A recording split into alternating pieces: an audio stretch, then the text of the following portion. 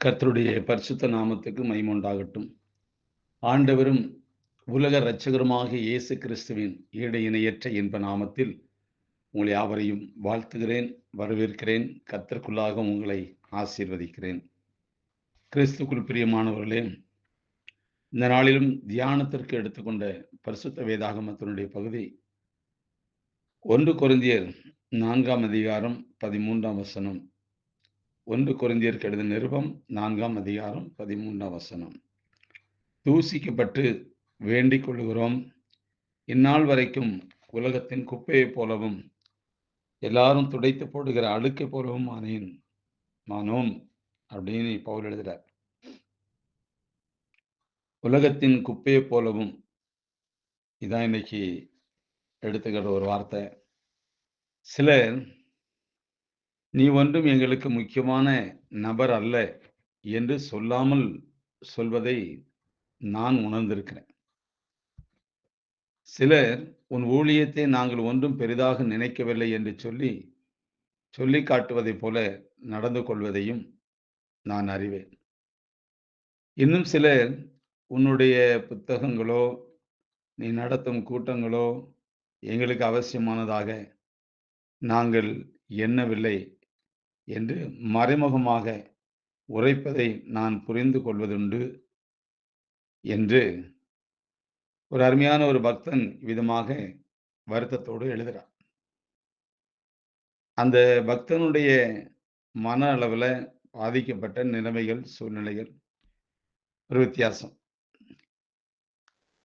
அப்போ அவர்கள் என்னையும் என் ஊழியங்களை மிகவும் அற்பமாக எண்ணுகிறார்களே என்று அந்த ஊழியக்காரன் அல்லது ஒரு பக்தன் தன்னுடைய வருத்தங்களை அவர் தெரிவிக்கிறார்.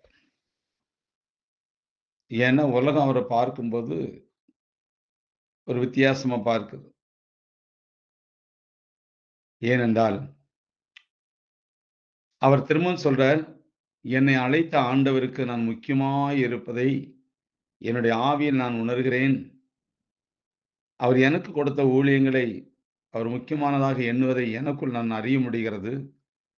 இவர்களைப் போல ஆண்டவரும் என்னை அற்பமாகவோ, முக்கியமற்ற ஒரு நபராகவோ எண்ணியிருந்தால், இத்தனை ஆண்டுகள் அவருடைய கிருபையினால் என்னை அவர் நடத்தியிருக்க மாட்டார் என்று தன்னுடைய மனதளவில அவர் பேசி அதை தேற்றிக் கொள்கிறார். அன்பார்ந்தவர்களே, இந்த உலகம் நம்மை எப்படி பார்க்கிறது? அப்படிங்கிறது ஒரு முக்கியமான ஒரு பகுதி தான். இல்லாம இல்ல. உலகம் எப்படி பார்த்தால் என்ன? நாம் கர்த்தருக்குள்ள அல்லது நாம் கர்த்தருக்குள்ள எப்படி இருக்கிறோம்? கர்த்தர் நம்மை எப்படி நடத்தி இருக்கிறார், நடத்திக் கொண்டிருக்கிறார் அப்படிங்கிறது தான் முக்கியம். எவ்வளவு பெரிய ஐஸ்வர்யவானா இருந்தாலும் சரி, இல்ல தாழ்ந்த மட்டத்துல இருக்கிற தரித்திரனா இருந்தாலும் சரி, இல்ல மத்திய பாகத்துல இருக்கிற மிடில் காஸ்ட்டா இருந்தாலும் சரி, யாரா இருந்தாலும் எல்லாரையும் நடத்துவது கர்த்தர் தானே! அதானே உண்மை. நம்மை நடத்துவது யார் நடத்துகிறார்? தேவன் நம்மை நடத்துகிறார். ஆனா உலக பார்வையில நம்ம அற்பமாக, குப்பையாக காணப்பட்டாலும், அவர்கள் நம்மை நடத்தவில்லை. அவர்கள் நமக்கு கை நட்டம் போடவில்லை. அவர்கள் என்னை போஷிக்கவில்லை. நான் சம்பாதிக்கிறேன், நான் உழைக்கிறேன், நான் என் குடும்பத்தை காப்பாற்றுகிறேன், என் பிள்ளைகளை காப்பாற்றுகிறேன். எனக்கு கடவுள் கொடுத்த பாதையில நான் சரியா போயிட்டுருக்கேன். கர்த்தர் என்னை, என் குடும்பத்தையும், என் ஊழியத்தையும் நடத்துகிறார் என்பதுதான் ரொம்ப முக்கியம். யார் என்ன சொன்னா என்ன? சொல்லுகிறவங்க சொல்லிக்கிட்டே இருப்பாங்க. நல்லா இருந்தாலும் சொல்லுவாங்க. கெட்டு போனாலும் சொல்லுவாங்க. இந்த உலகம் சொல்லிக்கிட்டே இருக்கும். நம்ம சாகுற வரைக்கும் நம்மள குத்தி புண்ணாக்கிக்கிட்டே இருக்கும். நல்லவனா இருந்தாலும் சொல்லும், கெட்டவனா இருந்தாலும் சொல்லும். நான் நல்லவனோ, கெட்டவனோ, நான் கர்த்தருக்கு பிரியவனா இருக்கிறேன் அவ்வளவுதான். தேவனுடைய பார்வையில நான் நல்லவனா இருப்பது மிகவும் அவசியம். மற்றவருடைய பார்வையில அவர்களுடைய மனப்பக்குவத்துக்கு ஏற்றபடி அவர்கள் என்னை குறித்து என்ன யோசிக்கிறாங்க, நினைக்கிறாங்க என்பதை வைத்து அவர்கள் பேசுவார்கள். ஆனால் அது எனக்கு பொருத்தமா இராது. அது எனக்கு சரியா இராது. என்னை கர்த்தர் நடத்துற விதங்கள் எப்படி? அதான் எனக்கு ரொம்ப முக்கியம். ஒவ்வொரு தெய்வ பிள்ளைகளுடைய வாழ்க்கையிலும் உலகம் உங்கள குப்பைய போல துடைத்து போடுகிற ஒரு குப்பைய போல, உலகத்தின் குப்பைய போல பார்க்கலாம், பேசலாம், காணலாம். ஆனால் இறைவனுடைய பார்வையில் நாம் எப்படி இருக்கிறோம்? அதுதான் இந்த உலகத்துல ரொம்ப முக்கியம். அவங்க சொல்லிட்டாங்க, இவங்க சொல்லிட்டாங்க, சொல்லத்தான் செய்வாங்க. சொல்லிக்கிட்டே இருப்பாங்க. அவங்க சொல்றதெல்லாம் நம்மை உயர்த்துவதற்கு தவிர, தாழ்த்துவதற்கு அல்ல. அதெல்லாம் நம்மை பொறுத்து, சகித்து, நிதானித்து, கிறிஸ்துக்குள்ளாக நாம் கடந்து போகும்போது தான், தேவன் என்னோடு இருக்கிறாரா? இல்லையா? என்பதை வெளிப்படுத்த முடியும். அன்றைய பரிசேயர்களும், சதுசேயர்களும் இயேசுவை முக்கியமானவராக அவர்கள் எண்ணவில்லை. அவரை பெயெல்செபூல் என்றும், சமாரியன் என்றும் கூறிட அவர்கள் தயங்கவும் இல்லை. அவருடைய மகிமையான ஊழியங்களை அவர்கள் மேன்மையாக நினைக்கவும் இல்லை. அவர்களின் அலட்சியத்தாலும், உதாசீனத்தாலும் இயேசு அதற்காக வருத்தப்படவே இல்லை. அவர் பிதாவாகிய தேவனுக்கு பிரியமானவர். அவர் பிதாவின் பார்வையில் மிகவும் முக்கியமானவர்.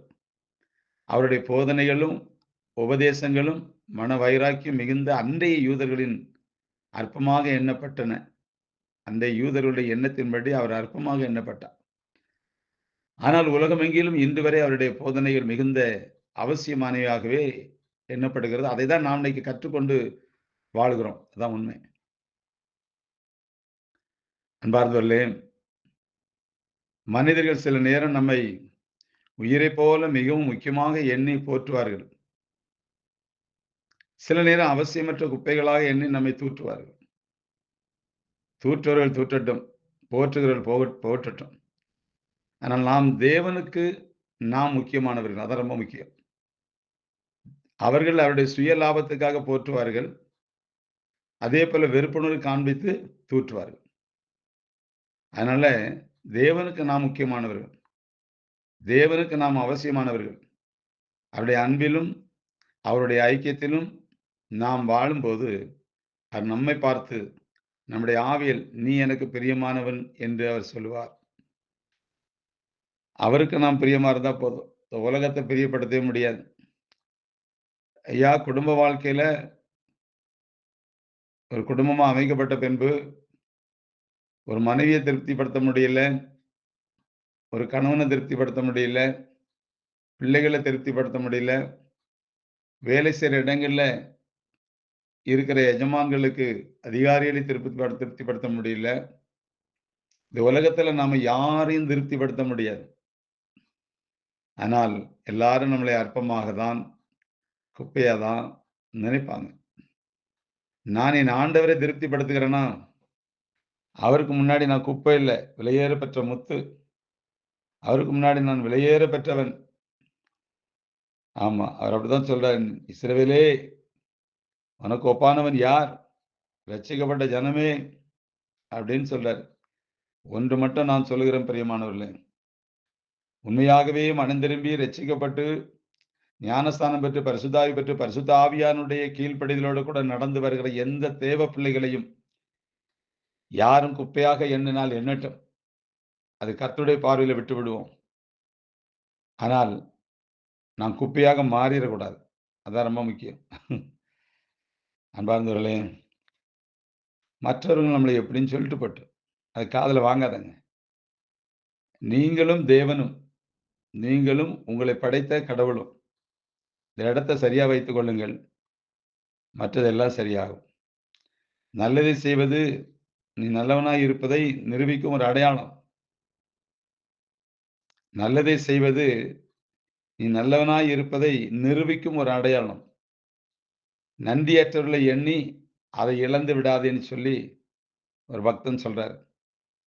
நன்றியற்றவர்களை எண்ணி அதை இழந்து விடாதே.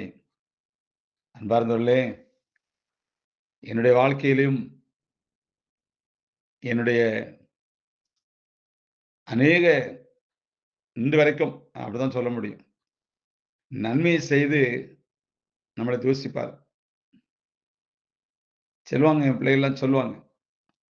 நீங்க நன்மை செய்றீங்க, உங்கள எல்லாரும் இப்படிலாம் நினைக்கிறாங்க, தூஷிக்கிறாங்க. நல்லது. தேவனுடைய பார்வையில அது சரியா இருக்கும். மனுஷருடைய பார்வையில தவறா தான் இருக்கும். கர்த்தருடைய பார்வையில நாம் வாழ்வோம். அவருக்கு பிரியமானதை செய்வோம். அதனால உலகம் நம்மை எப்படி பார்த்தாலும் அதை பார்க்காதீர்கள், கேட்காதீர்கள். உங்களை உங்கள் கடவுளுக்குள்ளாக பாருங்கள். அவர் உங்களை ஒவ்வொரு நாள் நடத்துவார். அவர் உங்களை ஆசீர்வதிப்பார். நாம் கடந்து போவோம். கர்த்தர் நம்மோடு கூட வருவார். கர்த்தர் தாமே உங்களை ஆசீர்வதிப்பாராக. God bless you.